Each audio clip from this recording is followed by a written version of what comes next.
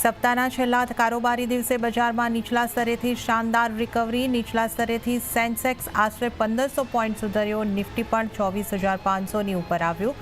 જોકે Nifty bank અને mid cap small કેપમાં વેચવાલી યથાવત. ઇન્ડિયા વિક્સ હજુ પણ 5%ની ઉપર. માર્કેટની રિકવરીમાં ભારતીય એરટેલની મોટી ભૂમિકા. શેર 4%ના ઉછાળા સાથે બન્યો. નિફ્ટીનો ટોપ ગેનર. સાથે જ આઈટી એફએમસીજી શેર્સમાં નીચલા સ્તરેથી આવી ખરીદારી. 1થી 1.5% ચડ્યો એચયુએલ અને એચસીએલ ટેકનો શેર. મેટલ શેર્સમાં જોરદાર વેચવાલી. 2.25% ઘટ્યો નિફ્ટી મેટલ ઇન્ડેક્સ. 4% વધારે ઘટીને વાયદાનો ટોપ લૂઝર બન્યો.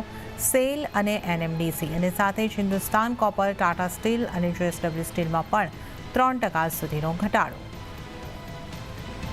યુબીએસના નેગેટિવ રિપોર્ટ બાદ બેન્કિંગ શેર્સમાં મોટો ઘટાડો.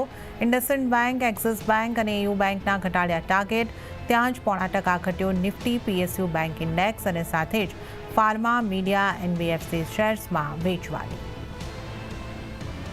અને નબળા બજારમાં પણ અમુક ડિફેન્સ શેર્સમાં સારી મજબૂતી. રક્ષા મંત્રાલય પાસેથી 12 સુકોઈ ફાઇટર જેટના ઓર્ડર મળવાથી એચએએલમાં 0.5%નો ઉછાળો. રક્ષા મંત્રાલયે અલગ અલગ કંપનીઓને આપ્યા 20,000 કરોડના ઓર્ડર.